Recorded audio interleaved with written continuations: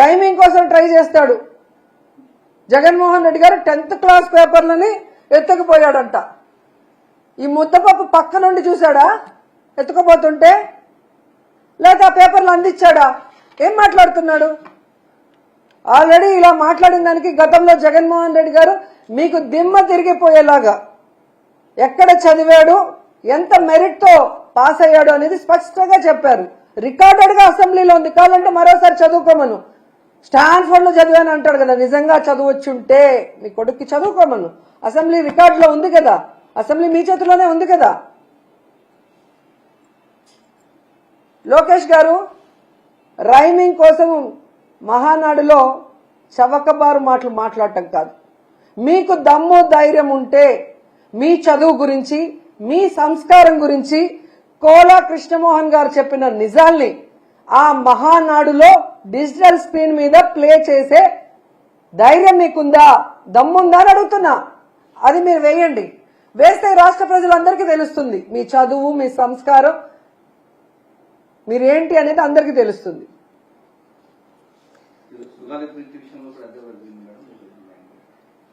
మళ్ళీ పెద్ద బిల్డప్ మాటలు. నేను రాజశేఖర రెడ్డి గారిని చూశాను, నేను జగన్మోహన్ రెడ్డి గారిని చూశాను, నేను ఎవరికీ భయపడినాను. జూమ్ లోకి కొడాలి నాని వంశీ వస్తేనే భయపడి పారిపోయి ప్యాంటు తడుపుకున్న నువ్వు ఎందుకు నీకు బిల్డప్ మాటలు చెప్పు? ఢిల్లీలో జగన్మోహన్ రెడ్డి గారి దెబ్బకి మీ పెద్దమ్మ పురంధేశ్వరి గారితో 1 నెల తిరిగావు, అందరి కాళ్ళు పట్టుకొని, అమిత్ షా కాళ్ళతో సహా. నీకెందుకు చెప్పు బిల్డప్ మాటలు? నాకు అర్థం కావట్లేదు.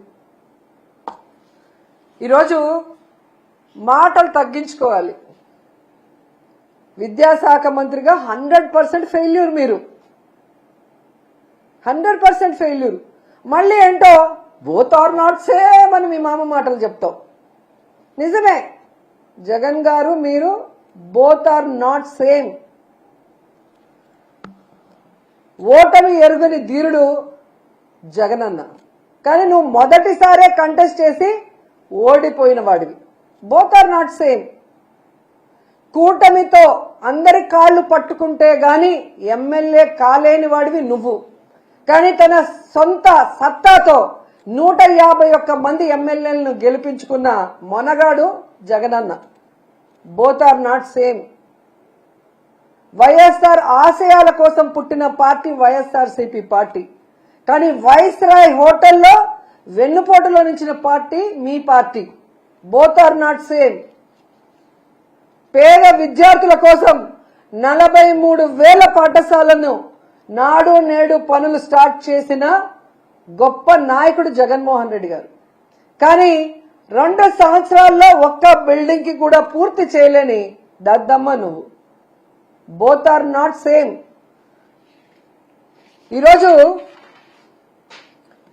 సీఎం అయిన 3 నెలల్లోనే 130,000 మందికి మెరిట్ లో ఉద్యోగాలు, ప్రభుత్వ ఉద్యోగాలు ఇచ్చిన గొప్ప నాయకుడు జగన్మోహన్ రెడ్డి గారు, కానీ 15,000 పోస్టులు డిఎస్సి పరీక్షను కూడా మెరిట్ లో చేయలేక లీకులు చేసి అమ్ముకున్న పనికిమాలిన నాయకుడు నువ్వు. Both are not same.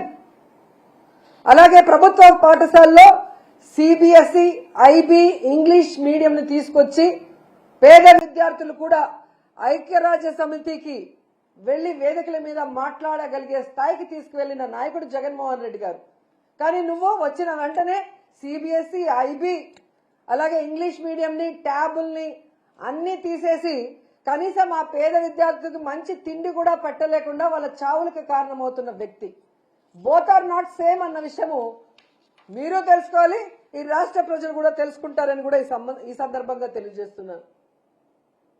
And final గా ఈరోజు మహానాడు చివరి రోజు. మనందరికీ తెలుసు ఒక అక్క ఉంది, అనితక్క, హోమ్ మినిస్టర్. ఆమె హోమ్ మినిస్టర్ గా తన బాధ్యత కన్నా నాటకాలు వేయటం, డాన్సులు వేయటం, పాటలు పట్టడం, అని అరవటం,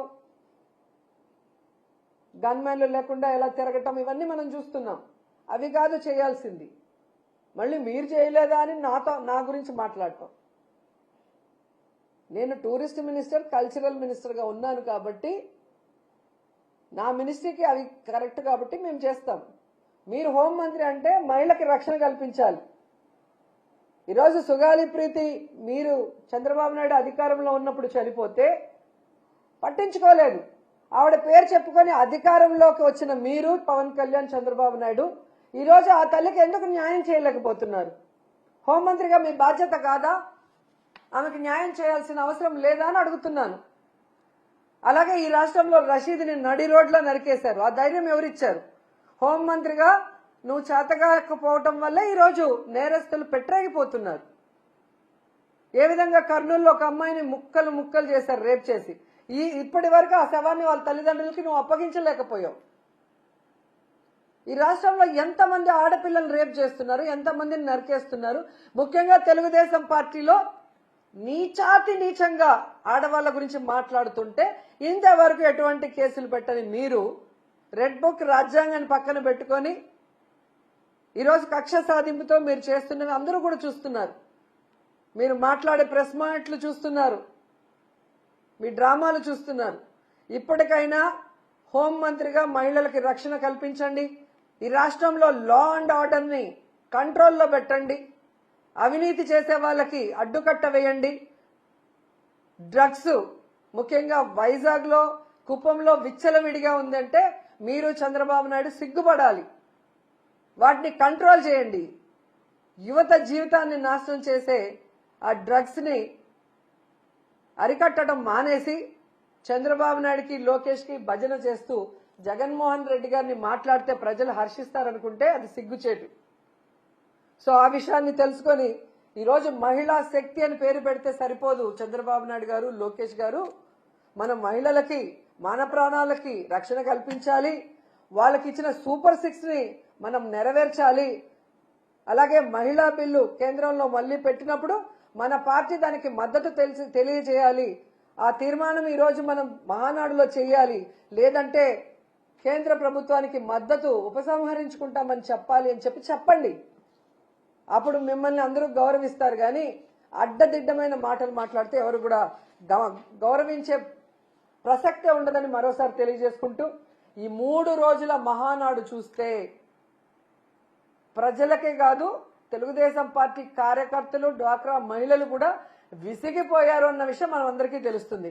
కాబట్టి ఇంకా బోగస్ మాటలతో, ఇంకా తప్పుడు మాటలతో, ఇంకా జగన్మోహన్ రెడ్డి గారి మీద నిందలు వేసుకుంటూ మాట్లాడుతూ ఉంటే మీరు ఖచ్చితంగా జనాల చేతిలో దెబ్బలు తింటారు. అండ్ ఈరోజు మేము అధికారంలో ఉన్నప్పుడు 2 సంవత్సరాలకే ఇంటింటికి వెళ్ళి మేము ఇది చెప్పాం, ఇది చేశామని చెప్పి ప్రజలతో ధైర్యంగా మాట్లాడి వారికి ఒక బుక్లెట్ మేము ఇచ్చిన హామీలు 99% మేము 5 ఏళ్లలో ఎలా పూర్తి చేశామో ప్రతి సంవత్సరం వెళ్ళి ఎలక్షన్ ముందు కూడా ప్రతి చోట చూపించడం జరిగింది. మీరు అలా ఈ 2 సంవత్సరాల్లో మీరు ఇచ్చిన హామీల్ని ఎంతవరకు నెరవేర్చారు అనేది ఇంటింటికి వెళ్ళి మీ ఎమ్మెల్యేలు, ఎమ్మెల్సీలు ప్రజల్ని అడిగే దమ్ము, ధైర్యం ఉందా ఒకసారి చూడండి. దమ్ముంటే వాళ్ళని పంపించండి. ఖచ్చితంగా నిన్న జరిగిన మీటింగ్లో జగన్మోహన్ రెడ్డి గారు ఒక బుక్లెట్ని రిలీజ్ చేయడం జరిగింది. ఆ బుక్లెట్ 2 సంవత్సరాల్లో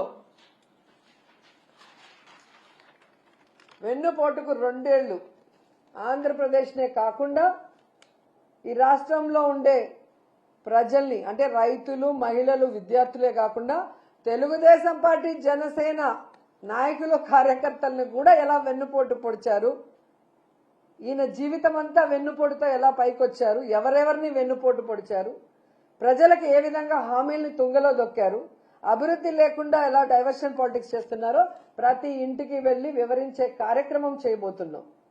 మీకు దమ్ముంటే మీరు వచ్చి మేము మంచి చేశామో అని ప్రూవ్ చేసుకోండి.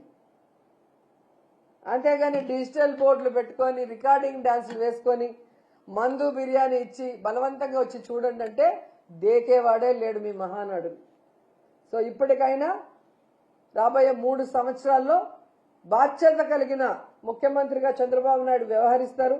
వాళ్ళ నాయకులతో మహిళల్ని గౌరవించేలాగా వాళ్ళందరికీ డిసిప్లిన్ నేర్పించడమే కాకుండా మహిళలకి రక్షణ, మహిళా సాధికారత దిశగా మహిళల్ని నడిపిస్తారని కూడా కోరుకుంటున్నాను.